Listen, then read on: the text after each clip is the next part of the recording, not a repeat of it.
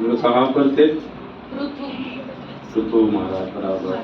पृथु महाराज कौन सी कथा थी वहाँ पर? अंग के पुत्र थे, बहन दुष्कर्मी थे, तो उनकी हत्या कर दी। आगे क्या आए थे हम लोग थोड़ा सा? पृथ्वी को पृथ्वी की रक्षा करने के लिए, या फिर जैसे हम देखते हैं महाराज पृथु जब इस धरातल पर आए तब माता पृथ्वी कुछ अनाज नहीं दे रही थी, है कि नहीं? अनाज नहीं दे रही थी, तो इसलिए सभी नगरवासी कहाँ चले गए महाराज? पृथु के पास चले गए। और उन्होंने क्या किया? धनुष निकाला और माता धरती के और तान दिया। तो उतने भी माता धरती वहां पर प्रकट हुई और डर के मारे भाग रही थी, लेकिन वो बाद में समझ गई कि महाराज पृथु ये स्वयं साक्षात कौन है? भगवान के 24 अवतार उसमें से एक अवतार है। तो बाद में वो वहीं पर शरण आई। पृथु महाराज ने उनकी शरणागति स्वीकार की और उन्होंने कहा कि तुम पूरे जन समुदाय के लिए, पूरे समाज के लिए क्या करो? अनाज पैदा करो, दे दो। अगर लोग रखते हैं तुम क्या करो? तो उनको फिर अनाज दे दो। तो उस समय उसने क्या कहा था? क्यों नहीं दे रही थी माता पृथ्वी? भूल गई मेरे को। क्यों नहीं दे रही थी माता पृथ्वी? अनाज क्यों नहीं दे रही थी लोगों के लिए? लोग अत्याचार करते हैं। लोग वही अनाज खाकर क्या करते थे? अत्याचार करते, अराजकता करते, व्यभिचारता करते थे, दुराचारी जीवन जीते थे। तो माता पृथ्वी भी सोच रही थी इनको देकर फायदा क्या? इससे अच्छा इनको ना दे और ये मर जाए, क्योंकि इनका रहकर भी संसार में कोई फायदा नहीं है, क्योंकि रहकर भी क्या करेंगे? अत्याचार। जब अत्याचार बढ़ता है तो स्वयं प्रकृति भी उसको सहन नहीं कर सकती। तो राजा कहते कि चिंता मत करो आप, मैं खुद यहाँ से यज्ञ अनुष्ठान हर कार्य को प्रारंभ करूंगा, इसलिए तुम क्या कर दो? पूरे समाज को अनाज देना शुरू कर दो। प्रभुपाद हमेशा कहते थे, जैसे आजकल हम देखते हैं ना कि पेपर में न्यूज में आता है कि लोक संख्या बढ़ रही है, लोक संख्या बढ़ रही है, लोक संख्या बढ़ रही है। प्रभुपाद कहते इससे भी कई गुना लोक संख्या पहले जमाने में थी, इससे भी ज्यादा थी। 11 अक्षोनी सेना थी महाभारत में। 11 अक्षोनी सेना का मतलब कितना होता है? एक अक्षोनी का मतलब होता है 100 करोड़। यहाँ तक हमने सुना है कितना? 100 करोड़। इतनी सेना कितनी थी? 1100 करोड़।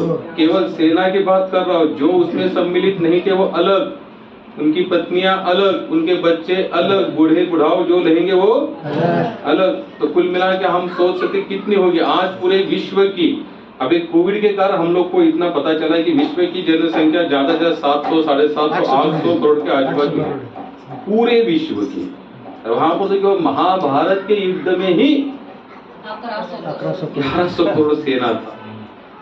सोचो तो इसका मतलब क्या है कि माता पृथ्वी हमें सब कुछ देने के लिए तैयार है, सब कुछ, लेकिन हमको प्रॉपर उससे लेकर कहां समर्पण करना है?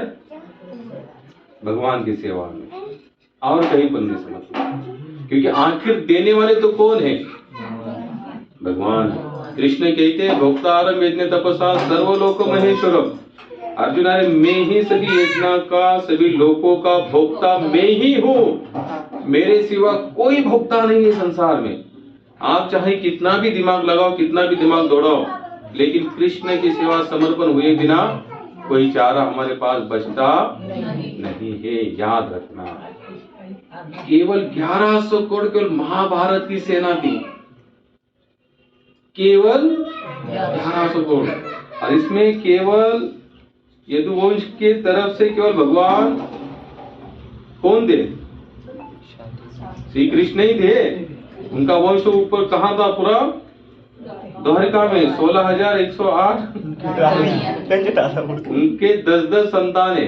केवल एक जिला में घोषित कर रहा हो, द्वारका जिला, बाकी और थे वो अलग थे। तो प्रभुपाद हमेशा कहते कि हमें ये चिंता नहीं करनी कि कितनी जनसंख्या बढ़ रही है, हमें ये चिंता करनी कि बढ़ी हुई जनसंख्या में से कितने लोग भगवान के समर्पण हो रहे।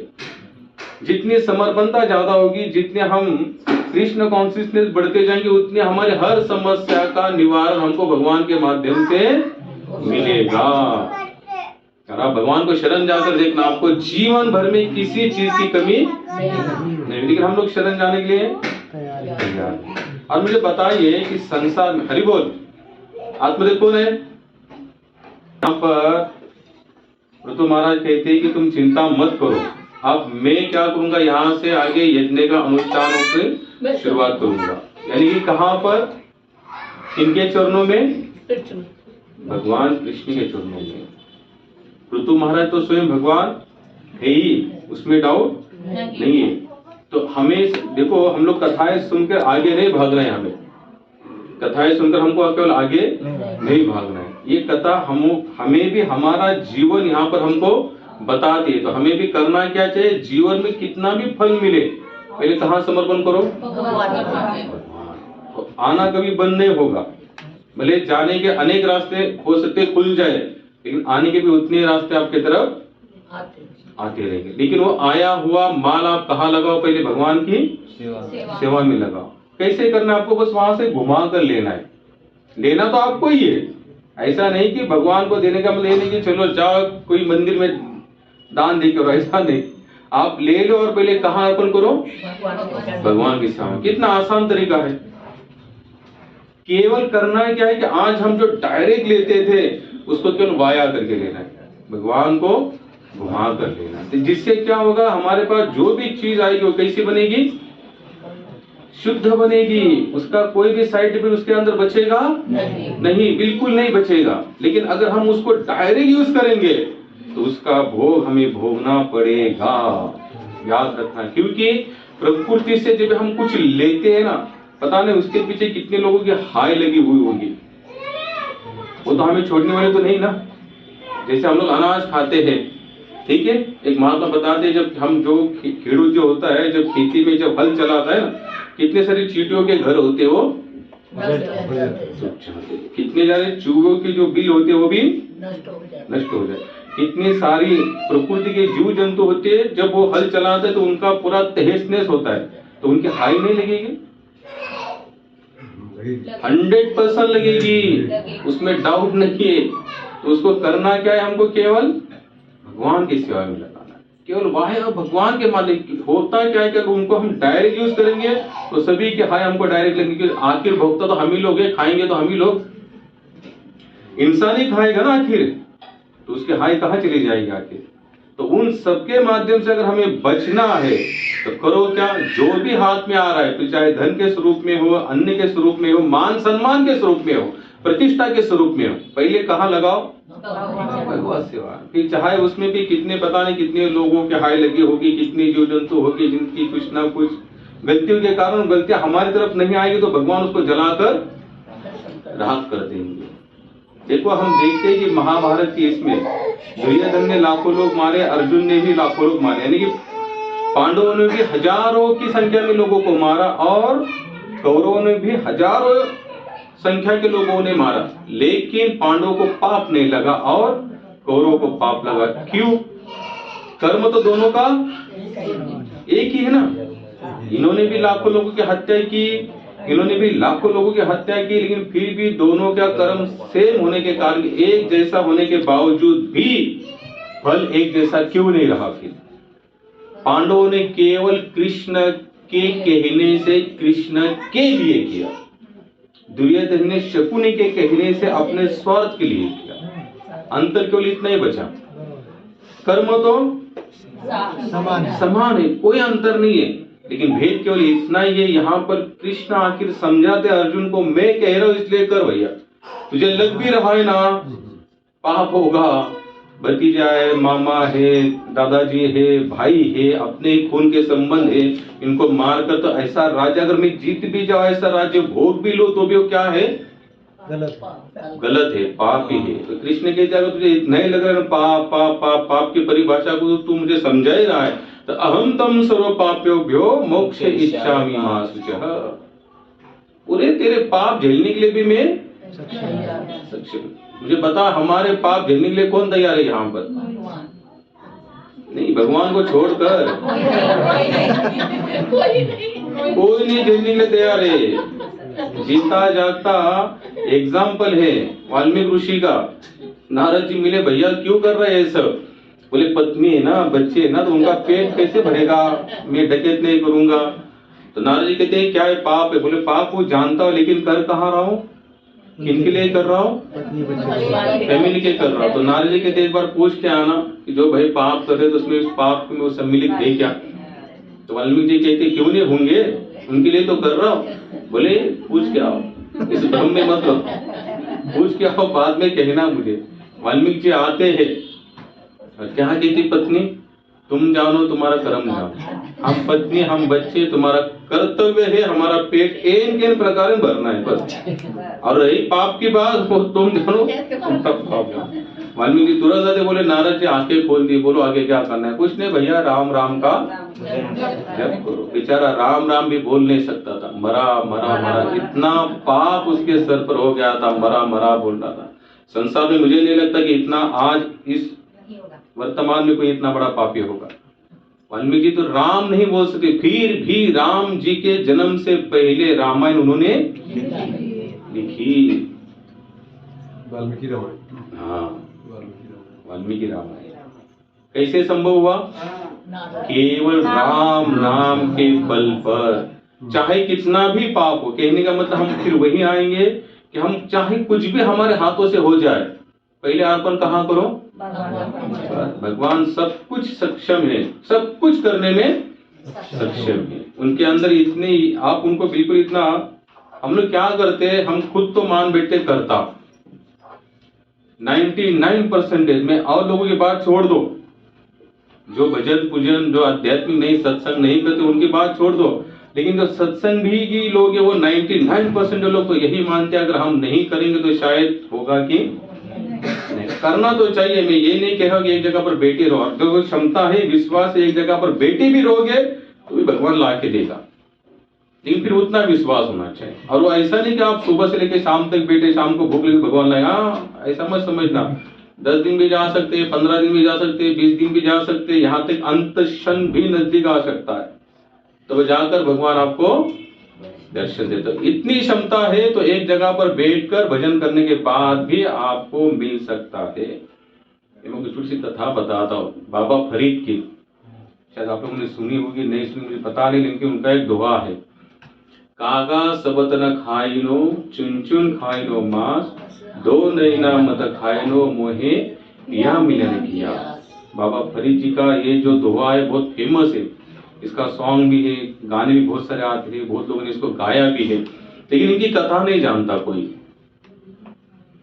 तब का जो पेशेंस बोलते ना, धैर्य कहां तक रखना चाहिए। बाबा फरीद का जन्म भारत में नहीं हुआ था, प्रदेश में हुआ था, जहां तक मैंने सुना है अफगानिस्तान के आजू बाजू में कोई एक छोटा गांव था, वहां पर उनका जन्म हुआ।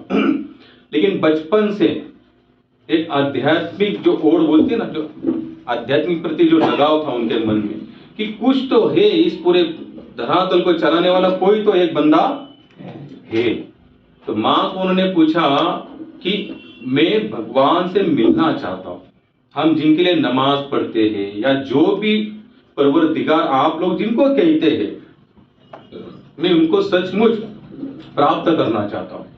देखो जिज्ञासा होनी चाहिए तो ऐसी, जैसे हम जिस कथा में से जिस वंश में से आ रहे, वो कौन है? ध्रुव महाराज। कहाँ चले गए? जंगल में भगवान को पाने के लिए। माँ ने कहा जाओ बेटा जंगल जाओ और भगवान को पाओ और उनसे जो मांगना है सो मांगो। तो फरीद जी ने कहा कि मैं जाना चाहता हूँ, भगवान को पाना चाहता हूँ। तो माँ ने कहा भगवान को पाने के लिए सर्वोत्तम अगर भूमि कोई है तो कौन सा देश है? भारत। भारत में जाओ। एमपी के पास वो गांव है, गांव का भी नाम भूल गया है हमारे पास उसमें कथा में। तो बोले आप भारत में जाओ और भारत में जाकर भगवान को पाना। तो इतना कहकर बाबा फरीद भारत चले आए। 12 साल उन्होंने यहाँ पर निकाला। निराकार के प्रति उनकी क्या है जो साधना है, मोमेडन लोग की साधना कैसे है? निराकार के प्रति है। तो घूमते रहे घूमते रहे घूमते रहे घूमते रहे, ऐसे सुबह शाम मांग के खाना, घूमते रहना, मांग के खाना, घूमते रहना। 12 साल निकल गए लेकिन कुछ मिला। फिर 12 साल के बाद अपने माँ के पास आए। बोले माँ तुमने तो कहा था कि भारत में जाओ, भारत में जाकर, भारत की भूमि ऐसी है जहां पर सबको भगवान मिलना ही मिलना है, लेकिन मुझे तो 12 साल में कुछ नहीं मिला, कोई छोटा सा भी साक्षात्कार नहीं हुआ, तो मैं कैसे जानूं? माँ ने पूछा तुम्हारी दैनंदिनी बताने कि पूरा दिन तुम क्या करते, 12 साल तुमने कौन सा कार्य किया भगवान को पाने के लिए? बोले सुबह भूख लगती थी तो मैं लोगों के पास जाकर भिक्षा मांगता था, भिक्षा मांग के जो आता था वो खाता था, जो समय मिलता था उसमें भजन करता था, बस खत्म। बोले ऐसे तुमको लगता है भगवान मिल जाएंगे पेट भरकर? बोले बिना मांगे रहो, बिना मांगे रहो, प्रकृति के माध्यम से जो मिलेगा उसको खाते रहो, अपना जीवन जो शरीर चलाने को वैसे करना, मांगना नहीं, लाचार मत होना। क्या कहा? लाचार मत होना, भगवान के भरोसे चलना। पहले 12 साल ऐसे निकाले मांग कर खाकर। माँ ने फिर क्या कहा? मांगना नहीं, बस उसके चिंतन में लगे रहना। आप देखो फिर भारत आए, फिर 12 साल निकाले, लेकिन भाई अभी मांगना भी नहीं है। पेट थोड़ी ना समझेगा माँ ने ऐसा कहा है, पेट तो बोलेगी भैया तेरे माँ बाप ने जो भी कहा है, मुझे तो भूख लगी, मुझे तो खाना चाहिए। खाना चाहिए, हमको तो चाहिए चाहिए। तो क्या करते बाबा फरीद, जो पेड़ के जो पत्ते थे ना उसको खींच लेते थे और उसको खाते थे। माँ ने कहा है कि भीख नहीं, भिक्षा नहीं मांगना है, तो वो क्या करते, पेड़ के पत्ते खींचते थे और पेड़ के पत्ते खाकर ही उन्होंने 12 साल निकाले। कितने साल? 12। फिर भी कुछ नहीं मिला, कोई साक्षात्कार नहीं, कुछ भी नहीं। फिर निराश होकर फिर माँ के पास आए। बोले माँ तुमने तो कहा था कि फिर भारत में जाओ, मांगना नहीं किसी से कुछ। मैंने तो किसी से कुछ मांगा भी नहीं, और इस बार तो मैंने केवल पेड़ के पत्ते को खींच कर, यानी पेड़ के पत्ते खींच लेता और उसे ही खाता था, फिर भी मुझे कुछ नहीं मिला। तो माँ ने ऐसा 12 साल में उनकी दाढ़ी बाल भी तो बहुत सारे बढ़ चुके, तो माँ ने उनकी दाढ़ी नोची, बाल नोचे, तो उनको थोड़ा सा दुख हुआ। तो माँ ने कहा हो क्या रहा है? तो बोले तुम मेरी दाढ़ी खींच रहे हो, बाल भी मुझे दुख हो रहा है वो खींचने से। तो माँ ने कहा तुम्हें ऐसा नहीं लगा कि तुमने जब पेड़ के पत्ते खींचे होगे तो उनको कितना दुख हुआ, ये तुमने नहीं सोचा, और तुम चले भगवान को पाने। ऐसे किसको ही दुख दोगे तो भगवान थोड़ी ना तुमको मिलने वाले हैं। बोले कुछ मत करो, उसके भरोसे छोड़ दो, खाने पीने की लालसा मत रखो, वो जैसे रखेगा वैसे रहो, उसने चाहा तो कहीं से आएगा, नहीं दिया तो पड़े रहो, लेकिन किसी को दुख देकर कुछ मत करना। कितने साल निकल गए? 24। खा पी कर नहीं, तपस्या कर कर निकल गए। हम कहते हमें 12 साल हुए, 25 साल हुए, 30 साल हुए, हम ये नहीं कहते तपस्या से हुए, बस खा पी कर 30 साल निकाले। सुबह दबा के खाया, शाम को दबा के खाया, माला जैसी घूमे वैसी घुमाए, जितना हुआ उतना किया, छोड़ दिया। और फिर कभी कभी अगर मौका मिला, कितना साल निकाला तो हम तुरंत बोल देते 20, 25, 30 साल तो हमने भक्ति मार्ग में निकाला हुआ। नहीं मिलेगा भैया, देव नवे बाजाराती। फिर आए भारत। अब माँ ने कहा है कि भिक्षा नहीं मांगनी, माँ ने कहा है कि पेड़ के पत्ते भी नहीं खींचने। अब करना क्या है कि एक जगह पर पड़े रहना। आखिर शरीर है, प्रकृति की देन है, अगर इसको मेंटेन नहीं किया तो ये एक दिन तो खराब तो होना है। काफी दिन बीत गए, आप ये किसी से कुछ नहीं मांग रहे, एक जगह पर पड़े हुए थे, ना खाना ना पीना कुछ नहीं, तो शरीर क्या हुआ? एकदम जर्जर हो गया। कैसे हो गया शरीर? एकदम जर्जर हो गया। यानी कि इतनी भी क्षमता नहीं बची कि अपना हाथ उठाकर भी कुछ इस हाथ से अपना शरीर को सवारी, यहां तक केवल हड्डियां बची शरीर पर। फिर भी मन में एक लगाव है कि मुझे भगवान आएंगे और दर्शन देंगे। इस स्टेज तक लगे रहना। लगता है भगवान आसान है? केवल सत्संग करना अच्छी बात है, सत्संग से थोड़ा सा हमारा उत्साह बढ़ता है, कुछ ना कुछ करने की एक मन में कामना आती। भले संडे को सत्संग हुआ तो यानी कि सोमवार मंगलवार बुधवार 3 दिन तो थोड़ा साधना में जाएंगे, फिर गुरुवार शुक्रवार शनिवार फिर पड़े रहेंगे। लेकिन थोड़ा सुनने का 1-2 दिन तो थोड़ा उत्साह होता है ना, ऊर्जा बढ़ती है। उस दिन मैंने व्हाट्सएप पर एक मैसेज पढ़ा, उस मैसेज में लिखा था जैसे पेड़ का फल पेड़ के लगे हुए रहते हैं ना, तो अपने आप वो पक जाता है। बालक अपनी माँ के गोद में रहेगा तो अपने आप वो बड़ा हो जाता है। उसी तरह से सत्संग में लगा हुआ बंदा अपने आप भगवान के पास पहुंचने के लिए तैयार होता है। लेकिन कहाँ लगना चाहिए हमको? सत्संग। जैसे पेड़ से फल अगर दूर हो जाता है तो उसको पकाने के लिए कुछ ना कुछ केमिकल का या कुछ ना कुछ अलग से चीज करनी पड़ती है, सहारा लेना पड़ता है। लेकिन जो पेड़ से ही लगा हुआ है तो आज नहीं तो कल वो पकेगा। वैसे सत्संग में लगे हो तो आज नहीं तो कल भगवान के प्रति सच्ची ऊर्जा कुछ ना कुछ करने का मन में ख्याल आएगा, आज नहीं तो कल आएगा। लेकिन ये बात, लेकिन कब लगे रहोगे तो। साधु संग सर्व शास्त्र कय, लव मात्र साधु संग सर्व सिद्धि हो। बोलते सभी शास्त्रों का अगर आप अध्ययन करते हो, पठन करते हो, साधु संग सर्व शास्त्र कय, सभी शास्त्रों का अध्ययन करने के बाद भी साधु का संग नहीं हो रहा है, और पकड़ लो अगर लव मात्र साधु संग, इतना सा ही साधु संग अगर आपके जीवन में हो जाता है, सर्व सिद्धि। ये हमारे पास भक्तमाल करके 3-4 चैप्टर है, बुक है। जितने भी लोगों को भगवान का दर्शन हो चुका है, किसी को डायरेक्ट नहीं हुआ है, किसी के जीवन में कोई मिला, कोई महात्मा, कोई साधु, वैसे मन में जोत तैयार हुई और बाद में वही जोत बाद में आगे जाकर मशाल बन गई। लेकिन कब? कोई ना कोई पहले मिला, यानी कि साधु का संग कहीं ना कहीं करना पड़ा, तब जाकर ही हमारे मन में जागृति हुई, अन्यथा होने वाला नहीं है। यहाँ तक तो भगवान भी कहते हैं कि हमें भी, हालांकि भगवान को साधु संग करने की जरूरत नहीं हो, तो स्वयं साक्षात परमेश्वर है, पूर्ण ब्रह्म कहते हैं उनको। लेकिन फिर भी हमारे जैसे जीवात्मा को आदर्श के लिए भगवान भी कहीं ना कहीं साधु संग, भगवान श्री कृष्ण भी साधु के संग में जाकर कथा सुनते थे, खुद की कथा सुनते थे। जब उनका द्वारका का जब वर्णन आता है ना, भगवान की दिनचर्या करके, द्वारका भागवत में एक चैप्टर है भगवान की दिनचर्या करके, तो भगवान भी सुबह उठने के बाद ध्यान लगाते थे। अब उनको ध्यान लगाने की क्या जरूरत है? किनका ध्यान लगाए? जब भी वो स्वयं ही भगवान है तो ध्यान लगाने की जरूरत नहीं। फिर भी भगवान की एक कथा आती है भागवत में, भगवान एक बार द्वारका में बैठे बैठे फर्श पर उन्होंने अपना ही चेहरा देखा और भगवान अपने ही चेहरे के प्रति मोहित हो गए। कहते मैं इतना सुंदर हूं, यानी कि भगवान को भी अपनी कथा के प्रति क्या होता है? आकर्षण होता है। ये जगन्नाथ जी का स्वरूप कैसे बना? हम लोगों ने जो रथ यात्रा निकाली, जगन्नाथ जी का स्वरूप कैसे है? जिसने कभी जगन्नाथ की लीला सुनी नहीं, वो देखेगा तो कहेगा ये तो भूत है। क्या कहेगा? भूत है। गोल आंखें हैं, काले काले दिखते हैं, हाथ इतने से है, कमर के नीचे कोई भाग दिखता है नहीं, तो किसी को दिखेगा तो क्या कहेगा? और हमने अनुभव भी किया है, जहां पर कभी जगन्नाथ जिसने पहली बार ये क्या है, कौन है, भगवान है क्या? ऐसे भगवान होते हैं? अब भगवान का थिंकिंग हमारे सर माइंड में क्या है? तो राम जी होंगे तो धनुषधारी होंगे, कृष्ण होंगे तो बांसुरीधारी होंगे, विठलनाथ होंगे तो यानी कि एक स्वरूप है। लेकिन जगन्नाथ जी का पूरा अलग स्वरूप है। और वो स्वरूप क्यों बना? जब भगवान ने अपनी ही कथा सुनी, कृष्ण ने अपनी ही कथा सुनी। द्वारका में रोहिणी माता सभी रानियों को भगवान की कथा सुना रही।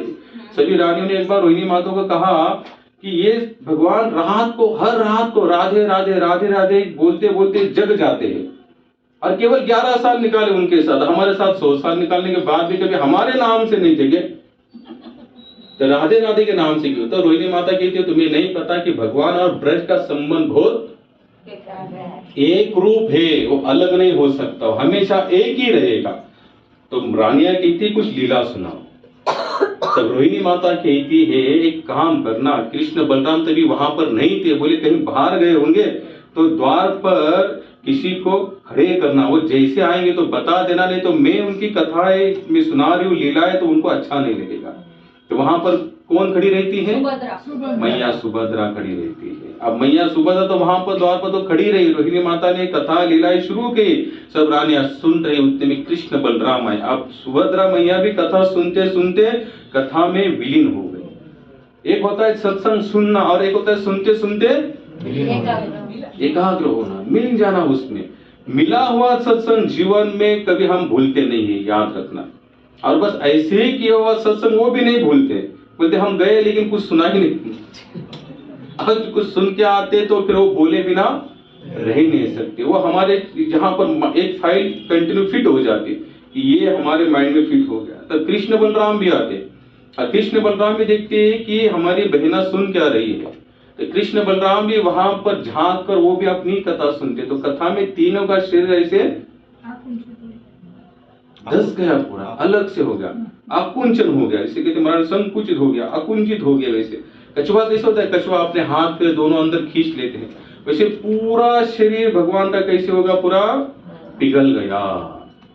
और उतने में नारद जी प्रकट होते। जब नारद प्रकट बोले, ये भगवान के चिंता मत करो, ये कलयुग में मेरा यही उद्धार का स्वरूप होगा।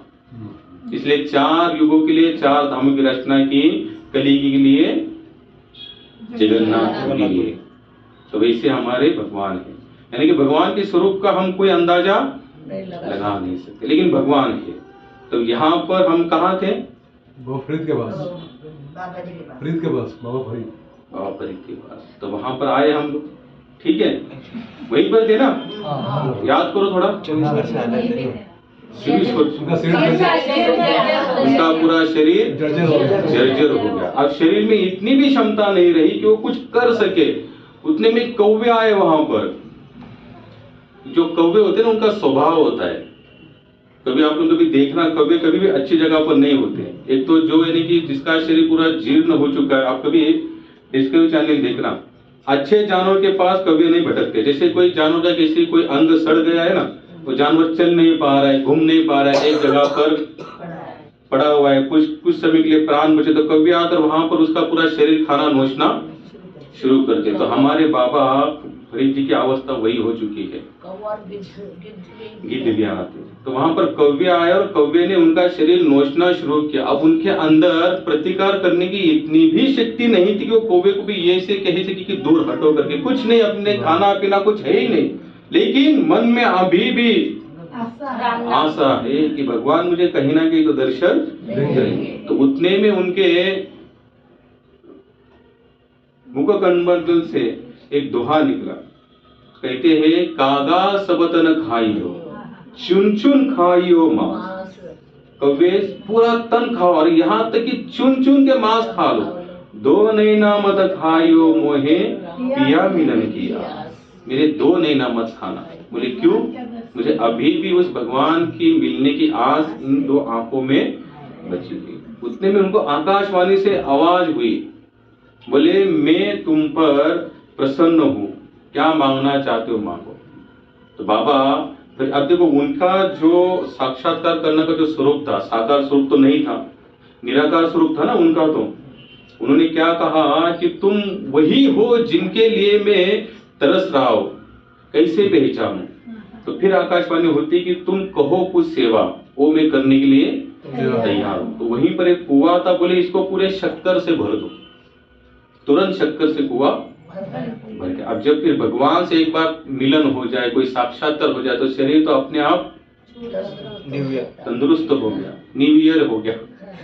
तो शरीर कैसे होगा उनका अच्छा। और वहीं पर बाबा फरीद की आज भी वहां पर समाधि है, उस गांव का नाम भूल गया। तो कहने का मतलब मेरे को इतना ही था। हम कहाँ से आए थे, उनमें किस कथा में से आए थे, भगवान की सेवा में धरती माँ से बोले मैं संयम कितना रखना चाहिए, बोलिए ना। भगवान को पहले समर्पित करना चाहिए। अपने पास वो जो होना चाहिए था, वो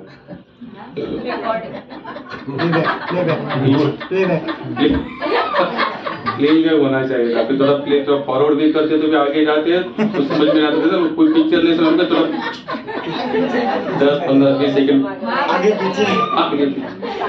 लेकिन अच्छा है वो हमारे हाथ में नहीं है, क्योंकि समय केवल भगवान के हाथ में ही शोभा देता है, और समय का पूरा फायदा भगवान ही अच्छे से कर सकते हैं। हम लोग कभी कहने पे युद्ध किया और शकुनी ने कहने पे युद्ध किया, वहीं पर थे हम लोग। समर्पण के तरफ थे कि समर्पण कैसे होना चाहिए, ऐसे होना चाहिए, लगे रहना चाहिए। कैसे रहना चाहिए, लगे रहो, लगे हो। आज नहीं तो कल आपको भगवान को दर्शन देना ही पड़ेगा। ऐसा नहीं कि नहीं देंगे, देना ही पड़ेगा। तो हम लोग देखते हैं, पृथ्वी माता ने अनाज देना शुरू कर दिया, पृथु महाराज ने यज्ञ अनुष्ठान करना शुरू कर दिया। आगे हम देखते हैं इनके ही वंश में माता पृथ्वी, जो पृथु महाराज थे, उनकी पत्नी का नाम क्या था, माता जी आगे हरे कृष्णा कृष्णा कृष्ण। यहाँ पर यज्ञ अनुष्ठान करना शुरू कर दिया है। अब वो संतों के साथ बैठना भी शुरू कर दिया। हालांकि वो तो स्वयं भगवान है, लेकिन संतों के साथ बैठने के बाद भी, वैष्णव के साथ बैठने के बाद भी, सन्यासियों के साथ बैठने के बाद भी, ऋतु महाराज के पास इतना होने के बावजूद भी उनके मन में वही प्रश्न, मैंने भागवत शुरू करने से पहले भी कहा था, भागवत में शुरुआत से लेकर अंत तक जितने भी संवाद है, जितने भी, मैं एक संवाद की बात नहीं कर रहा हूं, जितने भी संवाद है, सभी संवाद में से कोई भी अगर किस महात्मा, चाहे कोई राजा हो, कोई संत ही आपस में कोई बातचीत कर रहे हो, तो सभी के मन में एक ही प्रश्न आता है कि मनुष्य जीवन का उद्धार कैसे हो। प्रश्नों के अंदर भी कुछ ना कुछ क्वालिटियां होती हैं। क्या होती है? क्वालिटियां होती है। और सबसे हाईयर स्टेज का कौन सा प्रश्न है? एक ही प्रश्न है कि जिसका आंसर मिलने के बाद आगे कोई प्रश्न बचता ही नहीं। बाकी संसार के लिए आप चाहे कितने भी प्रश्न करो, मुझे बता देना आज तक, जैसे कोई यहाँ पर जैसे बच्चा है, ये 10-12 साल के है, शबरी माता आहे, किती वर्ष झाले? 80-85 90 झाले, 10 वर्ष बाकी जाऊन शतकाला सेंचुरी माराय, काय मारायची? बीचवर अजून टिकायचंय आपल्याला, चांगला आहे। आयुष्य पूर्ण झालं, आता बंद झालं। जय हो, छान। हम लोग देखेंगे कि 10 साल से लेके जीवन के अंतिम क्षण तक कोई ये नहीं कह सकता कि अब संसार में मेरी कोई लालसा बचे। एकाध कोई अपवाद, जैसे माता कहती थी कि अब बस हो गया, अब मुझे कुछ नहीं करना, कोई अपवाद हो सकते हैं ऐसे, लेकिन हमारे सबके मन में कहीं ना कहीं एक खंत तो होती है कि अभी भी कुछ योजना हमारी बाकी है, कुछ ना कुछ योजना अभी भी कुछ ना कुछ बाकी है। अब ये जैसे चैतन्य, इसके मन में कोई योजना हो गया, 10-12 साल का बच्चा है, जैसे 80-90 साल के लोग होते हैं, हम लोग देखते हैं कि उनके मन में कोई ना कोई खंत होती है। जैसे आप दूर मत जाना, हम जैसे यहाँ पर सुबह चलते लेते जाते हैं, अनिरुद्ध धर्माधिकारी वहीं पर जो वृद्धाश्रम है, वहां पर एक प्रभु जी काफी साल से हमारे जान पहचान में, जब भी उनको कभी मिलता हूँ ना, शायद उनका भी एक 80-85 के आजू बाजू होगा, वो आज भी कहती कि मेरे मन में बहुत सारे प्रश्न है, यानी कि बच्चे बिच्चे सहयोग नहीं करते, वही अपने संसार के जो भी जो छोटे मोटे गए गुजरे जो प्रश्न होते हैं, वही प्रश्न उनके हैं। अब 85 साल का बंदा होने के बाद भी उसके मन में वही क्वेश्चंस है, लेकिन उनको पार करने का केवल एक ही आंसर है कि भगवान कृष्ण की शरणागति। लेकिन पहली बात तो उसके लिए क्वालिटी होनी चाहिए हमारे प्रश्नों की।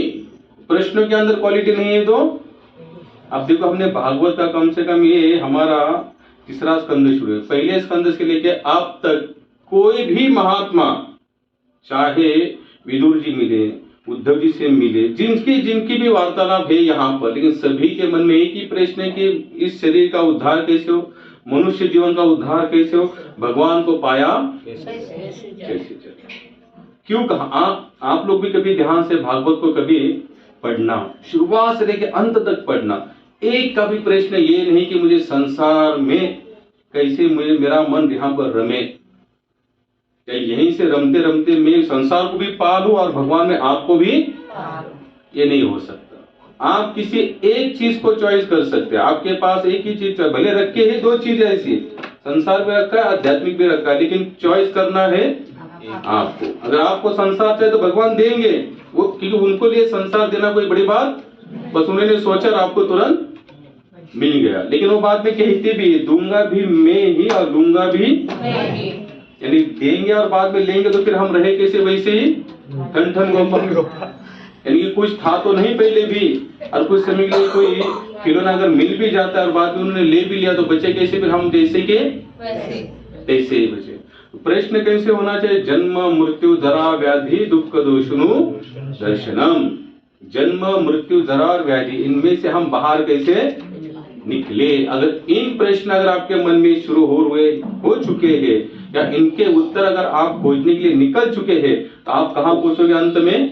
भगवान के पास। स्वामी भक्तिपाद जी के पिताजी बाप्टिस्ट हैं, यानी कि फादर थे, वहां के बहुत बड़े फादर थे न्यूयॉर्क के।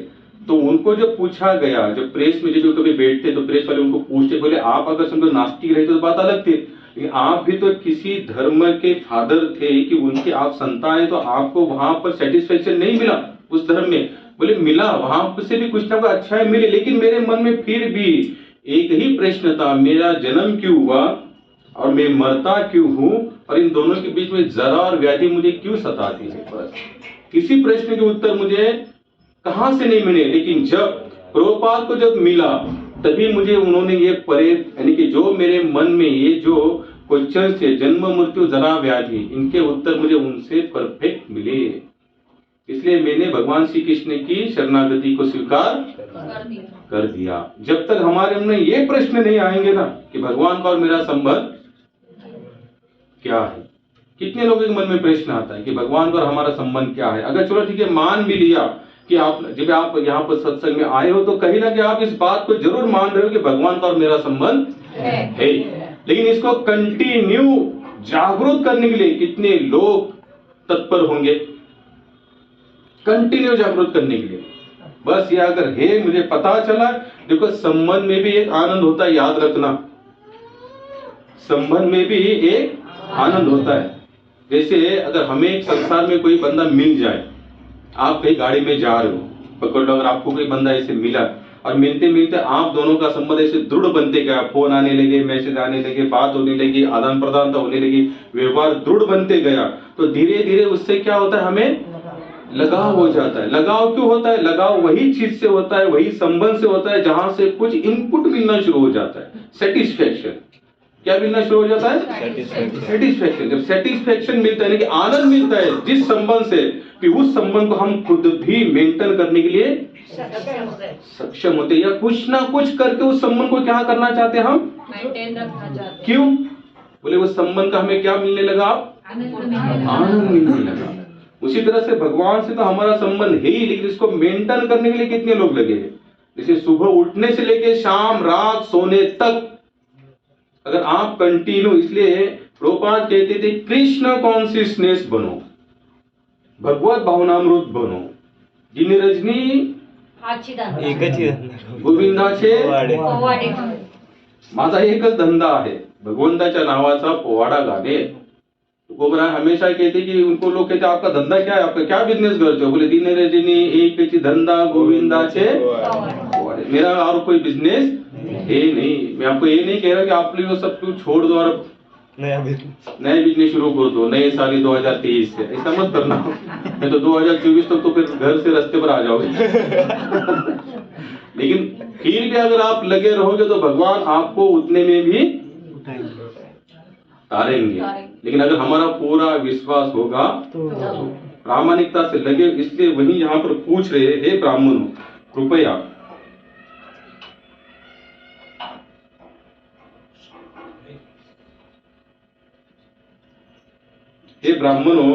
कृपया बताएं कि भौतिक संसार के जटिल बंधन में जकड़ा व्यक्ति जिसके जीवन का एकमात्र लक्ष्य इंद्रिय भोग है, किस प्रकार परम सौभाग्य को प्राप्त कर सकता है। मुझे कोई संदेह नहीं कि आप जैसे महापुरुष इस संसार की दावाग्नि में झुलस रहे प्राणियों के परम हितैषी मित्र, इसलिए मैं वह विधि जानना चाहता हूँ जिससे पीड़ित जीव अति शीघ्र अपने जीवन को सर्वोच्च ध्येय को प्राप्त कर रहे हैं।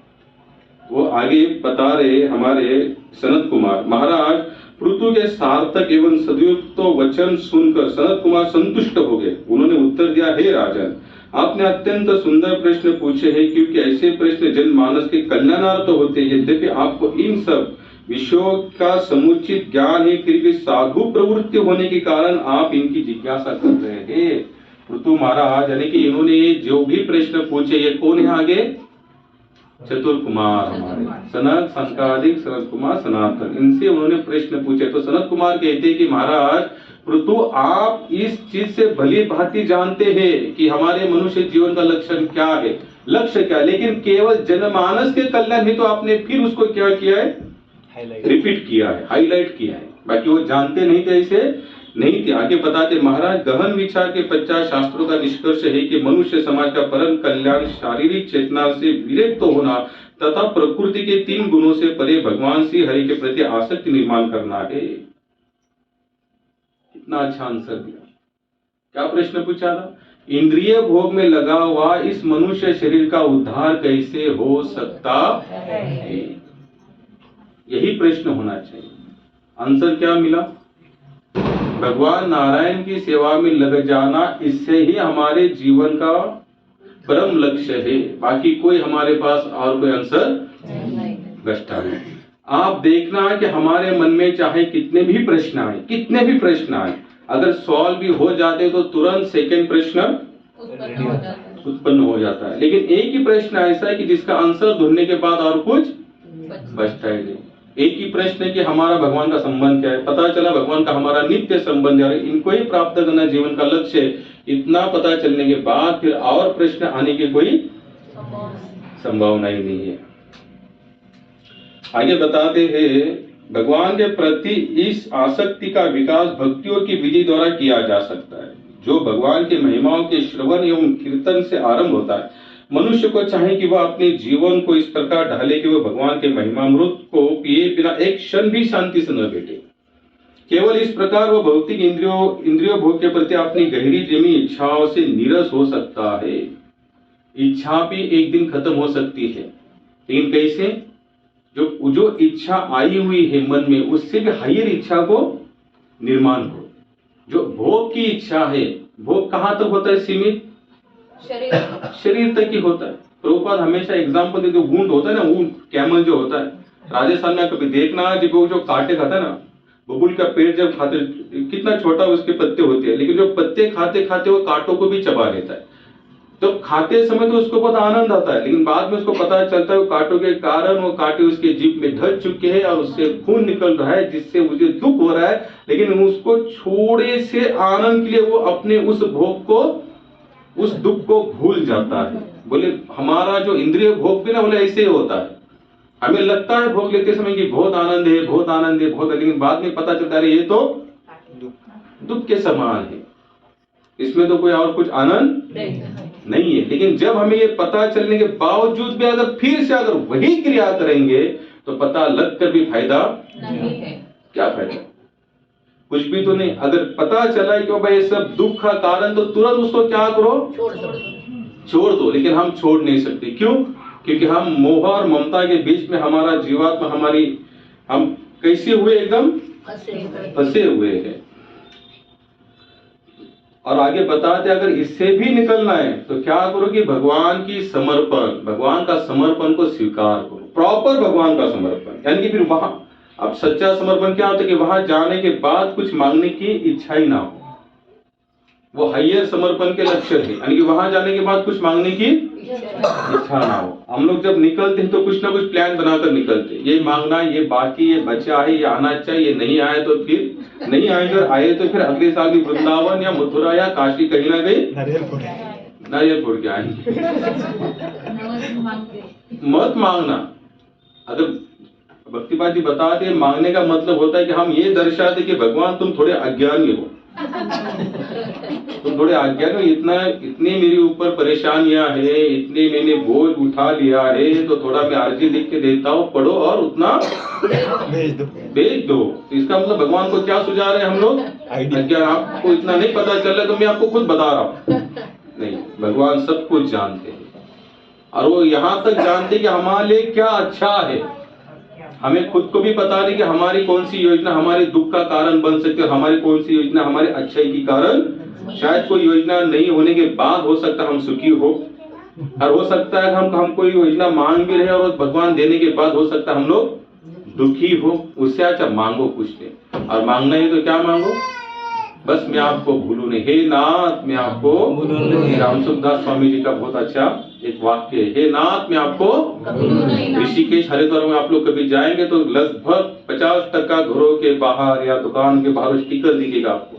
रामसुखदास स्वामी जी हमेशा भगवान को कहते थे, हे भगवान मैं आपको। हाँ, भगवान को भूलना ही दुख का कारण है, और भगवान को याद रखना ही सुख का कारण है। आप लोग देखना, कोई समस्या, कोई संकट आ जाए, भगवान का स्मरण शुरू कर दो, तुरंत डर भाग जाएगा, तुरंत भाग जाएगा। अगर समझो कोई डर, कोई संकट आ भी जाता है, आप थोड़ा संसार का सहारा लेके देखना, आपको कहीं से ऐसा सेटिस्फेक्शन नहीं मिलेगा। लेकिन थोड़ा भगवान का सहारा लेके देखो, तुरंत दुख और दर्द, आपका डर हो क्या हो जाएगा? खत्म हो जाएगा। क्योंकि भगवान क्या है? कालों को भी काल है, सबसे सर्वशक्तिमान तो कौन है? भगवान। एकमात्र भगवान। तो उनकी समर्पण जाना ही हमारे इसमें ही कल्याण है। ऐसे भक्तों का अत्यंत सरल जीवन यापन करना चाहिए और सावधानी पूर्वक नियमों का पालन करते हुए अन्यों की निंदा नहीं करनी चाहिए।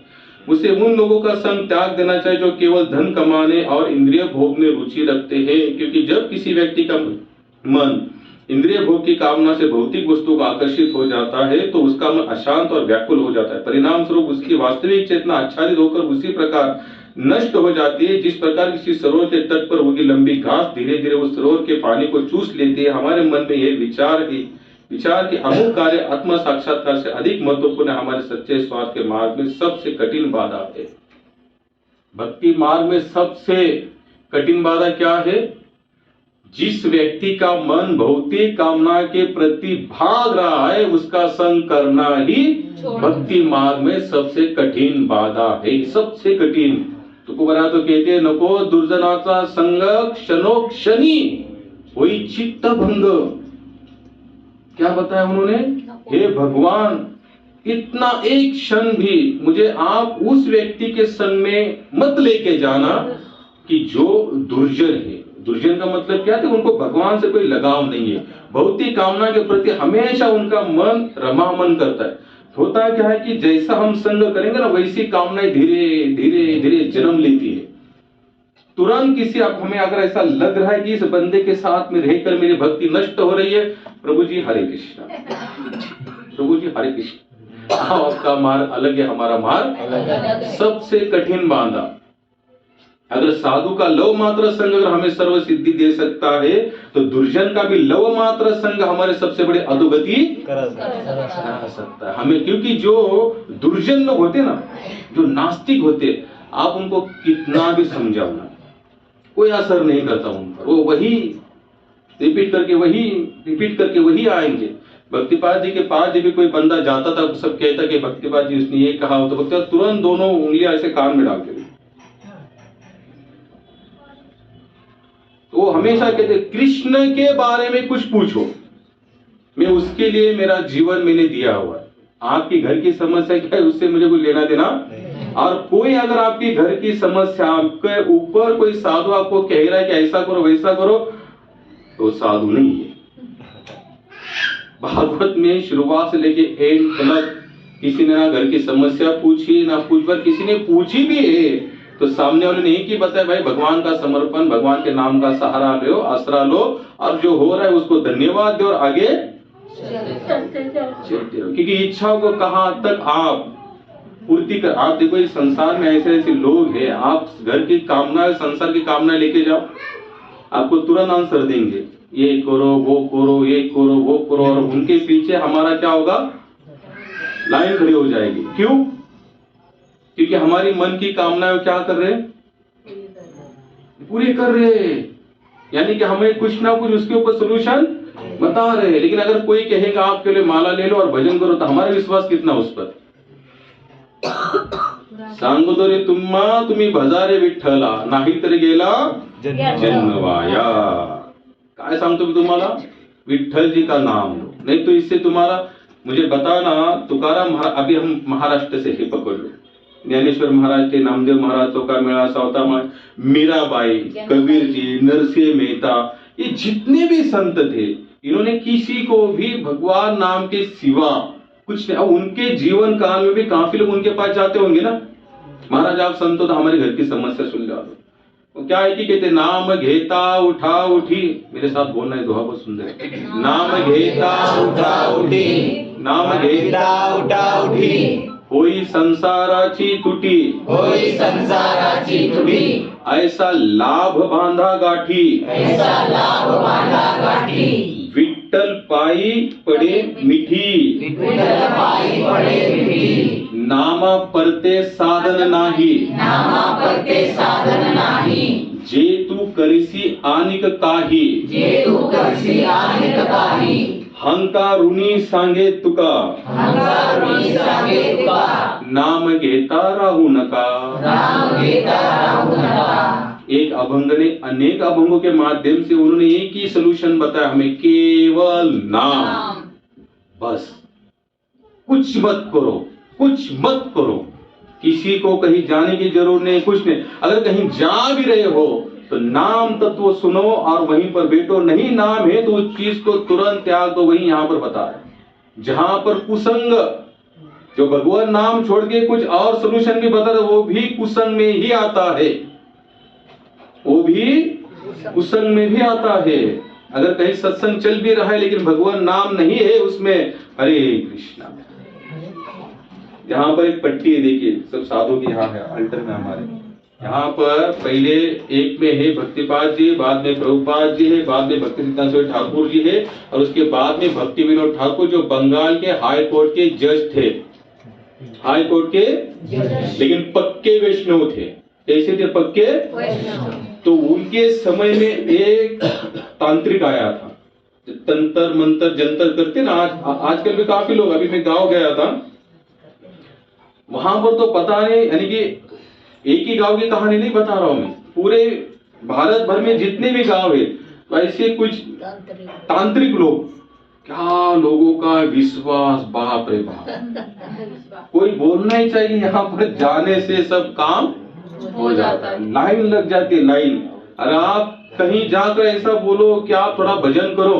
अभी हमारा वहां पर 2-3 जगह पर ये था प्रोग्राम, तो प्रोग्राम समाप्त होने के बाद भी लोगों के वही प्रश्न थे, प्रभु जी हमारे घर में ऐसा ऐसा है, ये हो रहा है, वो हो रहा है, इनको जॉब नहीं हो, ऐसा हो रहा है, वैसे हो रहा है। तो हम बोलते हो कोई भजन करो भजन, तो लोग बाकायदा स्पष्ट रूप से हमें ये बोलते थे, कुछ और कुछ और बताओ। क्या बताओ कुछ और? अब हमें ही आता नहीं कुछ हम और क्या बताएंगे भाई? जीवन का अनुभव तो एक ही है, उसके नाम के सहारे लगे हुए हैं, पड़े हुए हैं, दिन प्रतिदिन उसका अनुभव आता है। जो अनुभव आ रहा है वही तो हम आपको शेयर करेंगे, जिसका अनुभव है ही नहीं उसका शेयर करके आपको अगर हम गलत रास्ते में भी लेके जाएंगे तो आपके साथ हम भी नरक के उसका क्या मतलब? तो भक्ति विनोद ठाकुर हाई कोर्ट के जज, उसमें तांत्रिक था, वो क्या करता था, अपने आंखों से जो बाल थे ना, बाल ये सब सर के बाद उसमें से अग्नि निकालता था। तो काफी लोग उसके पास जाते थे, काफी लोग जाने के बाद भक्ति विनोद ठाकुर उनके पास गए, बोले तुम ये जो कर रहे हो तंत्र मंत्र सब छोड़ दो। बोले क्यों छोड़ दो? लोग मेरे पास आते, मैं उनका दुख दूर करता, तो इसमें कौन सी? ध्यान से माता जी नीट आएगा, क्या कहते हैं, मैं लोगों के दुख दूर करता हूं तो इसमें कौन सी बुरी बात है? और आप इतना क्यों जल रहे हो? बोले मैं तुमसे जल नहीं रहा हूं, मैं तुमसे जल नहीं रहा हूं, मैं केवल इसलिए बता रहा हूं कि तुम लोगों को मिसगाइड कर रहे हो, लोगों को मिसगाइड कर रहे हो। बोले वो कैसे? बोले तुम भी जानते हो कृष्ण ही एकल ईश्वर परम कृष्ण, एक ही ईश्वर है भगवान कृष्ण, और तुम लोगों को वहां तक नहीं लेके जाते हुए तुम लोगों को अलग दिशा दिखा रहे हो, इसलिए तुम ये सब धंधा बंद करो। तो बोले मैं बंद नहीं करूंगा। तो भक्ति विनोद ठाकुर ने कहा मैं भी बंगाल के हाई कोर्ट का जज हूं, सत्ता तो मेरे पास भी है, कायदा तो मेरे पास भी है। बोले तुम तुम्हारे कायदे से लड़ो और मैं भी मेरा तंत्र मंत्र का कायदा शुरू करूंगा। और जो पक्के वैष्णव होते ना, पक्के मरने के लिए तैयार हो जाएंगे लेकिन नाम नहीं छोड़ेंगे। नाम के सिवा हमें किसी से कुछ लगाव नहीं, नाम बोलो, नाम के ऊपर भरोसा है। तो भक्ति विनोद ठाकुर ने उसके विरुद्ध वारंट निकाला। वो तो भाई जज के लिए किसी का वारंट निकालना बहुत बड़ी बात है, वारंट निकाल तो उसको जेल में डाल दिया। तो भक्ति विनोद ठाकुर मिलने गए तो उसी समय वो कहता है कि आप देखना तुम्हारे घर में कैसे मैं उथल पुथल मचा देता। और उसने शुरुआत की, असर हुआ, उसका भी असर हुआ। भक्ति विनोद ठाकुर जी के घर में सभी लोग बीमार, सभी बीमार, यानी कि किसी के ऊपर कोई दवा काम नहीं कर रही।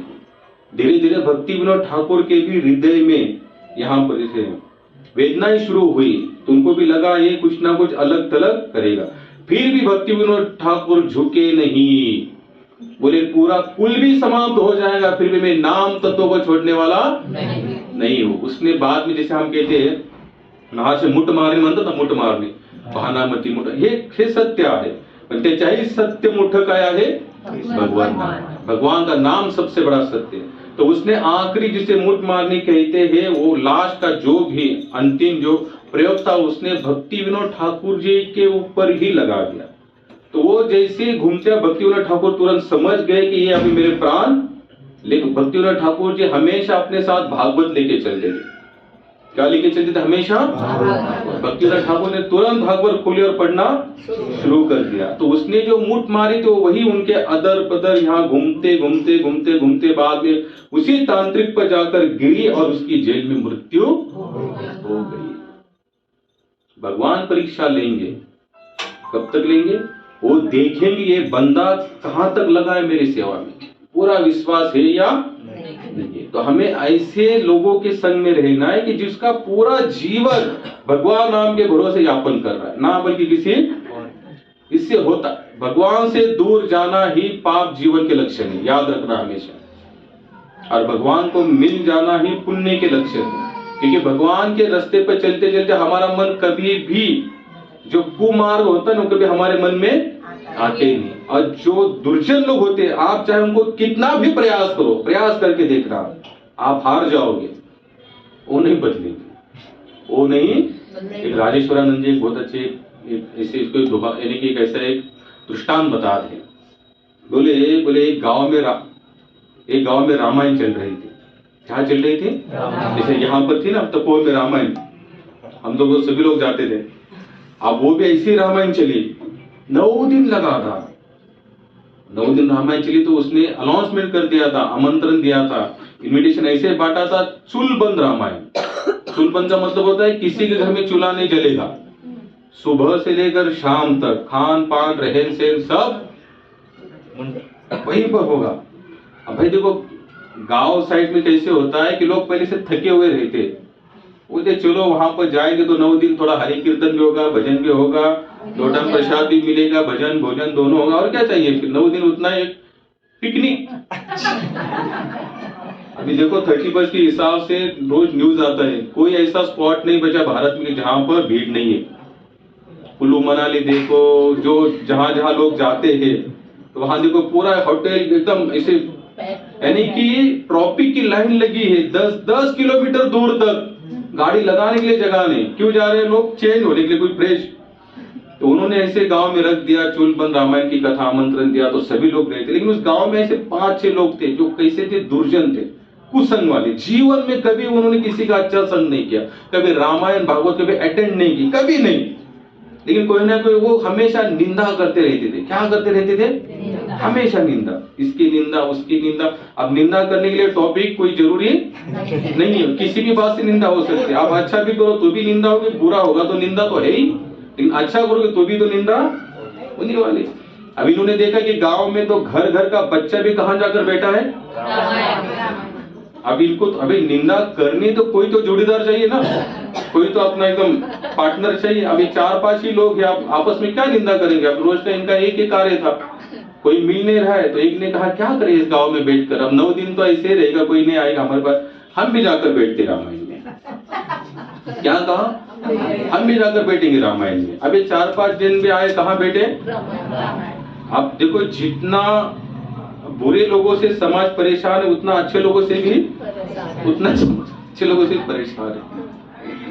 बुरा तो बुरा है ही, उसमें डाउट नहीं, लेकिन अगर अच्छा भी अगर बंदा कुछ निंदा करे तो समाज जाएगा। तो वो जैसे 4-5 लोग रामायण में आकर बैठना शुरू कर दिए तो कुछ अच्छे लोग थे, बोले ये लोग यहाँ कैसे आए, उनको तो हमने कभी देखा नहीं, ना कभी यानी कि भागवत में देखा, ना रामायण में, किसी कथा कीर्तन में नहीं। फिर भी चलो ठीक है, आए हो तो अच्छी बात है, कम से कम कुछ ना कुछ तो 9 दिन में लेके जाएंगे, अच्छा कुछ ना कुछ तो सुनेंगे। अभी 9 दिन आने लगे क्योंकि गांव में कोई मिलता नहीं था निंदा करने के लिए, तो ये 4-5 लोग वहीं आके बैठे। 9 दिन लगातार इन्होंने रामायण सुनी। अब 9 दिन रामायण सुनी, अब 9वें दिन भंडारा इधर उधर सब कुछ हो गया, सब लोग अपने अपने हिसाब से अपने अपने गांव की तरफ चलने लगे। तो कुछ लोग वो भी सर्च करते थे कथा में, कुछ लोग कथा सुनते ऐसे नहीं, कुछ सर्च करने वाले भी होते, कौन क्या कर रहा है, कौन क्या कर रहा है, कोई ऐसे भी होते हैं, किसी से कोई लगाव नहीं, कथा के शब्द, कथा मेरे कान, इन दोनों का एकदम ऐसे अटैचमेंट हो जाता है, उनको कुछ लगाव नहीं होता। तो कुछ लोग ऐसे भी थे जो देख रहे थे ये 4 भी आ रहे हैं। अब इन्होंने देखा 9 दिन लगातार आए, तो इन्होंने 4 ने सोचा, कुछ अच्छे लोगों से चलो जाकर इनको पूछ लेते कि 9 दिन में इन्होंने रामायण से सीखा क्या। अब हमेशा निंदा कर, बुद्धि कैसी थी? भ्रष्ट बुद्धि थी, क्योंकि दोष देखना इनका एकमात्र काम था। तो इन्होंने जाकर पूछना शुरू किया, बोले आप 4-5 लोग 9 दिन रामायण सुने, तो आपने इसमें से क्या ग्रहण किया, क्या लिया, कौन सी सीख ली? उन्होंने कि हमने सबसे सर्वोत्तम सीख ली। बोले कौन सी? बोले दूसरी की पत्नी भगा के लाओ, मर जाओ लेकिन वापस मत दो। कौन सी सीख ली? दूसरों की पत्नी भगा के लाओ, मर जाओ लेकिन। ये सीख आपने कहां से ली? रावण से। कहां से सीख ली उसने? रावण से सीख ली। रामायण हमने भी एकदम मन लगा के सुना। अब उनका टॉपिक कौन सा था? निंदा करना ही टॉपिक था, दोष देखना ही टॉपिक था। आप बुरे लोगों को कहां पर भी लेके जाओ, उसमें से वही लेंगे जो उनका विषय। जैसे तुकाराम महाराज कहते हैं, अम्हा विषय तो बनला नारायण। जिसका विषय केवल भगवत स्वरूप ही बना है, वो चाहे कहीं पर भी जाए, कहीं पर भी जाए, उसको नारायण ही नजर आएगा। और जिसका विषय केवल गलत ही बना है, उसको तो क्या होगी? गलतियां। तो वही कुछ लोग बोले, चलो कुछ अच्छे लोगों भी जाकर पूछते कि इन्होंने क्या सुना। तो कुछ लोग जो हमेशा सत्संगी थे, उनको जाकर उन्होंने पूछा कि आपने 9 दिन में क्या सुना? तो उन्होंने क्या, हमने 9 दिन में ये सुना, अगर कोई सत्य के प्रति सचेत होता है, डगमगाता नहीं है, अच्छाओं का हमेशा संग करता है, संतों के संग में रहता है, बड़ों का आदर करता है, माता पिता के प्रति वो हमेशा सचेत होता है, उनके वाणी का वो सम्मान करता है, ऐसे व्यक्ति को फूल, पेड़ पौधे, जानवर, हिंस्र, पशु पक्षी भी उनके लिए सहयोग निर्माण करते हैं। तो बोले कौन है? बोले भगवान श्री रामचंद्र। कितने लोगों ने उनको सहयोग किया? पेड़ पौधे, गीत, जिसके पास कोई जाना नहीं चाहता, जिसका मुख देखना मानव समाज कहती कि अपशकुन होता है, ऐसे गीत ने भी भगवान श्री रामचंद्र जी को सहयोग किया। रींछ, अस्वल, हमारे सुग्रीव जी, हनुमान जी, बंदर की संख्या में कितने सारे बंदर थे, उनके साथ वो जुड़े। क्यों? क्योंकि राम जी नीतिमत्ता वाले थे, राम जी सच्चाई के संग में चले, राम जी हमेशा साधु संतों के संग में रहने वाले थे। अच्छा बनने का प्रयास करो, अच्छाई का संग मिलेगा, बुरा बनने का प्रयास करो, बुराई का संग मिलेगा। तो चतुर कुमार यही कहते हैं पृथु राजा कि भक्ति मार्ग में अगर सावधान रहना है, पहले तो गलत संग त्यागो। और हमारे सत्संगियों के लिए सबसे गलत संग क्या है? कृष्ण का समर्पण छोड़कर अगर कोई कुछ कह रहा है, कुछ और जगह पर समर्पण, समझ लेना हमारे लिए सबसे बड़ा धोखा शुरू हो गया। हम अब अगली यही कथा को हम आगे फिर संडे शुरू करेंगे। शायद ये इस कथा में हमारे 2-3 संडे जा सकते हैं। पुरंजन आख्यान तो इतना सुंदर है, गहरा है, उसको मैं आपको पढ़ कर सुनाना चाहता हूँ। हालांकि अगर उसको सुनाना चाहो तो आधे घंटे का ही है, लेकिन इसमें इतने विस्तार से बताया कि अगर हम लोग सुनेंगे तो हमें हमारी छवि वहां पर नजर आएगी। और हो सकता है कि हम सतर्क हो जाए, भले 2 दिन के लिए या आधे घंटे के लिए या यहाँ बैठे उतने समय के लिए भी अगर सतर्क होते तो भगवान उतनी भी सतर्कता हमारी नोट करेंगे। चलो ये 5 समय के लिए तो मेरे मन में इसने पूरी तरह से, मेरे चरणों में इसने अपना मन लगा। हरे कृष्णा। हम लोग जो भी सुनाते, अगर किसी प्रश्न आए तो जरूर वो पूछे। अगर आप लोग सुन रहे हो तो आपके मन में प्रश्न आना जरूरी है। अगर आपने मन लगा के सुना है तो आपके मन में प्रश्न आएगा भी नहीं। तो आप लोग डिसाइड करना, आपने मन लगा के सुना है तो कोई प्रश्न नहीं है, संशयात्मक सुना है तो जरूर कोई ना कोई प्रश्न है, जिज्ञासु से सुना है तो कोई ना कोई प्रश्न जरूर होगा। हरे कृष्णा।